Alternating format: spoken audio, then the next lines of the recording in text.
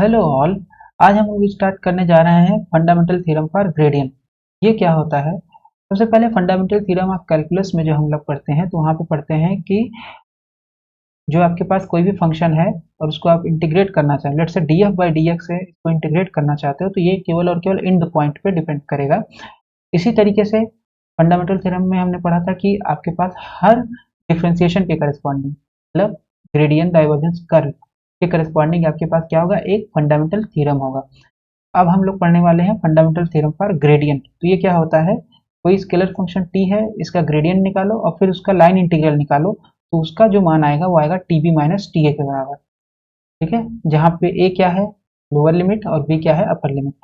तो t जो है स्केलर फंक्शन, ये फंक्शन है एक्स वाई जेड का, it is a scalar function. ठीक, इसे भी बोलते हैं फंडामेंटल थ्योरम ऑफ ग्रेडियंट। ठीक है, और हमारे पास कोरोलरी क्या है? फर्स्ट कोरोलरी ये है कि जो आपके पास gradient T dot D l होता है, यानी इसका एलएचएस, इस इक्वेशन का एलएचएस जो है, it is independent of path. ऐसा क्यों है? इसलिए क्योंकि ये केवल और केवल पॉइंट पे डिपेंड कर रहा है। एलएचएस जो है केवल और केवल आरएचएस में अगर हम देखें तो केवल और केवल पॉइंट पे डिपेंड कर रहा है, इसका मतलब ये पाथ के ऊपर डिपेंड नहीं करेगा बाय डेफिनेशन। तो फर्स्ट कोरोलरी हो गया।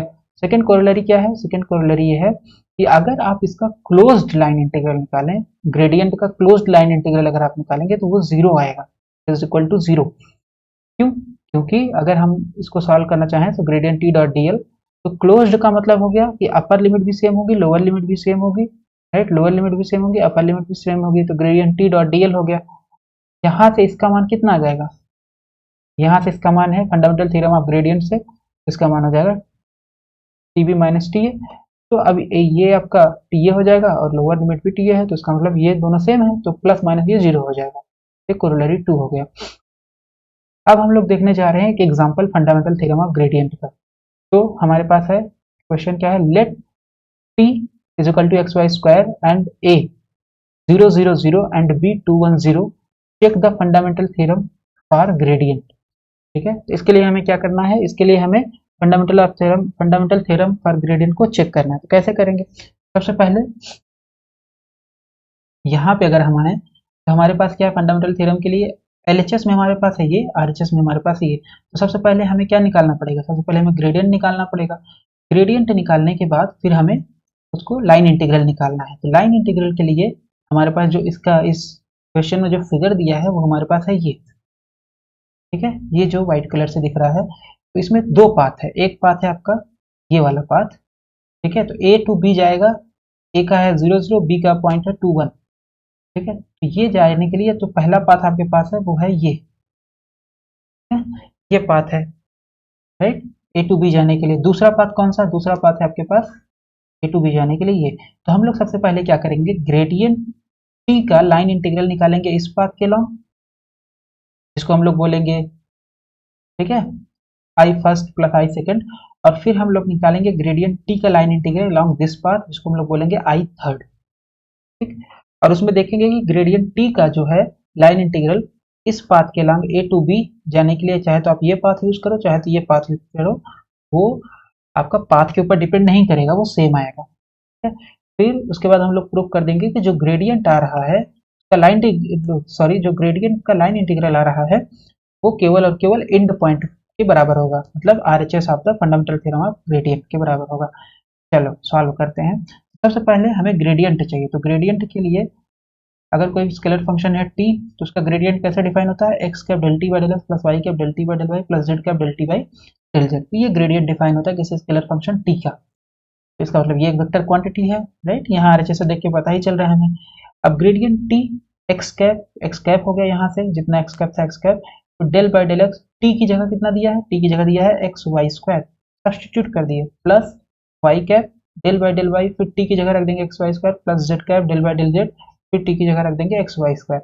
अब यहाँ से इसका पार्शियल डिफरेंशिएशन एक्स का वाई कांस्टेंट हो जाएगा, क्योंकि पार्शियल डिफरेंशिएट करें तो एक्स का केवल एक्स के साथ डिफरेंशिएशन होगा, तो एक्स का एक्स स्क्वायर डिफरेंशिएशन कितना होगा, del X by del X is 1, और वाई स्क्वायर आपका बाहर आ जाएगा, फिर प्लस वाई कैप, वाई का वाई के रिस्पेक्ट में हो जाएगा, तो एक्स कांस्टेंट है बाहर आ जाएगा, ठीक है, तो वाई स्क्वायर का वाई के रिस्पेक्ट में दैट इज 2y, तो ये वाई स्क्वायर है, इसका आ जाएगा 2y।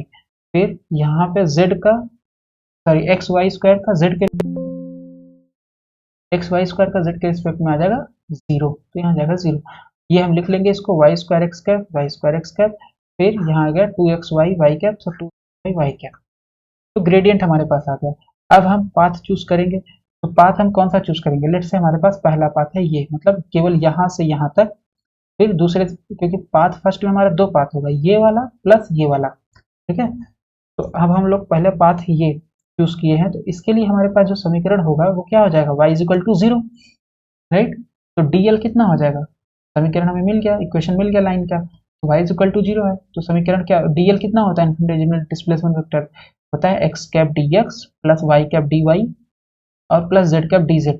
तो dz 0 रहेगा यहाँ पे, क्योंकि हम ये 2D में काम कर रहे हैं, तो dz 0 रहेगा। तो हमारे पास बचा x cap dx plus y cap dy। अब dy की जगह हम लोग क्या कर देंगे, क्योंकि y आपका कांस्टेंट है, y बराबर 0, तो इसका मतलब dy भी 0 होगा, तो वो 0 हो जाएगा। तो dl हमारे पास आ जाएगा x कैप dx। अब ग्रेडियंट हम लोगों ने निकाल रखा था, कहाँ है ये, dl हमने अभी निकाल लिया, x कैप dx आ गया। तो जस्ट उसमें जो आपका ग्रेडियंट आ रहा है, उसमें जो x कैप का कोफिशिएंट होगा dx से जस्ट मल्टीप्लाई हो जाएगा, that is y square dx आ जाएगा, ठीक है। अब y बराबर 0 है इस लाइन के लिए, तो इसका मतलब ये आ जाएगा ग्रेडियंट t डॉट dl 0। हमारे पास फर्स्ट पाथ जो ये वाला आई फर्स्ट जो आएगा gradient T dot D L along path first, ये आ जाएगा 0, क्योंकि इसका ही मान पूरा 0 है, इसका पूरा मान कितना है? 0 के बराबर है, आ जाएगा 0। फिर अब हम दूसरा पाथ ये वाला, क्योंकि इसमें दो पाथ है तो एक पाथ ये हो जाएगा, ठीक है, ए टू बी जाने के लिए। तो सेकंड वाला पार्ट जो होगा आई सेकंड जो हो जाएगा, उसके लिए सबसे पहले हमें लाइन का इक्वेशन देखना है, तो लाइन का इक्वेशन हो जाएगा एक्स इज इक्वल टू 2, ठीक है। अब एक्स कांस्टेंट हो गया, तो डीएल कितना हो जाएगा? वाई कैप डी वाई, क्योंकि डीएक्स 0 हो जाएगा। इन्फिनिटेसिमल डिस्प्लेसमेंट वेक्टर आ गया वाई कैप डी वाई। अब ग्रेडियंट टी डॉट डीएल, तो ग्रेडियंट टी डॉट डीएल में क्या आ जाएगा? ग्रेडियंट टी जो हम लोगों ने निकाला है, उसमें जो वाई कैप का कोफिशिएंट है, उसमें जस्ट डी वाई से मल्टीप्लाई कर देना है, ठीक है। तो मल्टीप्लाई कर देंगे तो आ जाएगा 2xy dy। अब x ये लाइन के लिए, ये जो लाइन है इसके लिए हम लोग निकाल रहे हैं सेकंड वाले के लिए, x बराबर कितना है? 2, x बराबर 2 सब्सटीट्यूट कर देंगे यहाँ पे, तो ये हमारे पास आ जाएगा 4, ठीक है 4। और ये y है, y आ गया, dy dy आ गया, ठीक है। तो अब इसको इंटीग्रेट करेंगे तो आई सेकंड हो जाएगा gradient T dot D L का सेकंड पाथ के लॉन्ग इंटीग्रेशन, तो ये आ जाएगा हमारे पास आई सेकंड आ जाएगा y is equal to 0 to 1 4y dy। तो gradient T dot D l हमने निकाल रखा है, तो यहाँ पे सबसे पहले gradient T dot D l रखेंगे, that is 4y dy, 4y dy हो गया। लिमिट क्या रखेंगे? तो लिमिट यहाँ पे y का मान है 0 और यहाँ पे आ रहा है कितना?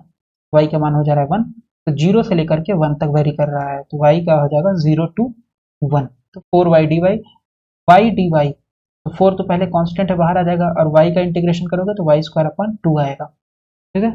लिमिट रख देंगे 0 टू 1, तो ये आ जाएगा 4 4, फिर ये 2 बाहर आ जाएगा तो 1/2 हो जाएगा, y स्क्वायर, तो y स्क्वायर पे अपर लिमिट रखोगे 1 आएगा, माइनस लोअर लिमिट 0 हो जाएगी, तो दिस इज 2 से 2 कैंसिल हो जाएगा, तो यहाँ पे जगह 2, तो ये आ जाएगा, आंसर आ जाएगा आपके पास 2, ठीक है। अब हमारे पास है equation of line from A to B, तो ये हमने क्या निकाल लिया? फर्स्ट पाथ का टोटल इंटीग्रेशन हो जाएगा I first plus I second, पहले पाथ का इंटीग्रेशन हमने निकाल लिया ए टू बी जाने के लिए। अब दूसरे पाथ के लिए हमें निकालना है थर्ड पाथ, ये जो थर्ड दिख रहा है, इसमें हमें क्या हो जाएगा? इसमें हमारे पास हो जाएगा, सबसे पहले लाइन का इक्वेशन देखेंगे, तो लाइन कितने पॉइंट से जा रही है? 2 पॉइंट से, 0 0 से और 2 1 से। तो हमारे पास होता है समीकरण क्या होता है? y minus Y one is equal to Y two minus Y one upon X two minus X one, X minus X one, ये समीकरण होता है। तो जैसे सब्सटीट्यूट करोगे, पॉइंट रख दोगे 0 0 और 2 1, तो ये आ जाएगा 2y is equal to X, line का समीकरण मिल गया। इसका मतलब x बराबर 2y आ गया, तो x बराबर 2y आ गया, डिफरेंशिएशन निकालोगे तो x is equal to 2 dy, dx is equal to 2 dy आ जाएगा, ठीक है। अब हमारे पास इन्फिनिटेसिमल डिस्प्लेसमेंट वेक्टर होता है x cap dx plus y cap dy। तो जैसे ही यहाँ पे आप रखोगे dx की जगह 2 dy रखोगे, तो ये आ जाएगा यहाँ पे 2 dy आएगा, राइट। dx की जगह हम लोग 2 dy रखेंगे, ये पूरा मान रख देंगे, तो 2 dy, dy यहाँ पे भी है तो dy कॉमन हो जाएगा, तो this is 2x cap plus y cap, ठीक है। तो ग्रेडियंट t डॉट dl कितना आ जाएगा? ग्रेडियंट t हमारे पास है y square X cap plus 2xy y cap, ये हमने निकाल रखा है, और dl अभी हमने निकाला, dl हमारे पास था अभी निकाला है 2x cap plus y cap, यहाँ पे इसका डॉट प्रोडक्ट ले लेंगे। जैसे डॉट प्रोडक्ट लेंगे, तो अब यहाँ पे एक्स कैप का कोफिशिएंट इस एक्स कैप के कोफिशिएंट से मल्टीप्लाई हो जाएगा, 2y स्क्वायर हो जाएगा, क्यों? क्योंकि डॉट प्रोडक्ट में X cap dot X cap X cap dot X cap 1, X cap dot Y cap 0। This is 2y² और 2xy में यहाँ पे 1 है तो ये जस्ट 1 हो जाएगा, और dy आपका स्केलर है तो बाहर ही रहेगा। ठीक है, तो ये आ जाएगा 2y²। अब यहाँ पे जो है x की जगह पे हमारे पास लाइन का समीकरण कितना है, x की जगह पे 2y सब्स्टिट्यूट कर देंगे। यहाँ पे x की जगह पे यहाँ पे 2y हम लोग यूज करेंगे तो ये आ जाएगा 4y² dy, और ये हो जाएगा 2y² प्लस 4y², ये हो जाएगा 6y² और ये आ जाएगा dy। तो ये हमारे पास थर्ड लाइन के अलॉन्ग इंटीग्रेशन हो जाएगा gradient T dot D L along the line third, वो हो जाएगा ग्रेडियंट टी का मान कितना है, gradient T dot D L का मान 6y² dy यहाँ पे रख देंगे। अब यहाँ पे हमें लिमिट देखनी है कि y कहाँ से कहाँ वेरी कर रहा है, तो लिमिट देखने के लिए हमें यहाँ पे आना पड़ेगा। ये y है 0, 0 से हो जा रहा है 1। ठीक है, इसका मतलब ये हमारे पास आ गया 6 कांस्टेंट है, बाहर आ गया, लिमिट हो जाएगी 0 to 1, 6 कांस्टेंट है बाहर आ गया, y² का इंटीग्रेशन हो जाएगा y³/3, कहाँ से कहाँ तक, 0 से 1, 0 से 1। ठीक है, तो 6 बाहर हो गया, 3 1/3 आ गया, y³ का 1, ये आ गया 1 माइनस 0। ठीक है, तो इसको सॉल्व कर लो, 6 से कैंसिल हो जाएगा तो ये आ जाएगा 2, तो 2 आ गया यहाँ पे। ठीक है, तो हमने क्या निकाल लिया, हमने निकाल लिया आई थर्ड 2 के बराबर, आई फर्स्ट प्लस आई सेकेंड, ये आ जाएगा आई फर्स्ट हो जाएगा 0 और आई सेकेंड हो जाएगा 2। एक पाथ के लॉन्ग हमने निकाला 2 आ रहा है, दूसरे पाथ के लॉन्ग A2 भी निकाला उसका भी 2 आ रहा है, इसका मतलब gradient T dot D L is path independent, ये हमने प्रूफ कर लिया। फिर अगर T B minus T A निकाला तो स्केलर फंक्शन टी का मान कितना दिया गया है प्रॉब्लम में, दैट इज XY² y² रख दिए और टी ए हो जाएगा XY²। अब बी जो पॉइंट है उसका मान दिया गया है 2,1 और ए जो पॉइंट है उसका मान दिया गया 0,0।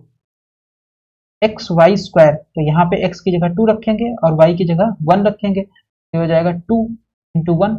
इस वाले में x की जगह भी 0 है और y का कोऑर्डिनेट भी 0 है, तो रख देंगे तो आ जाएगा 2 - 1 दैट इज 2।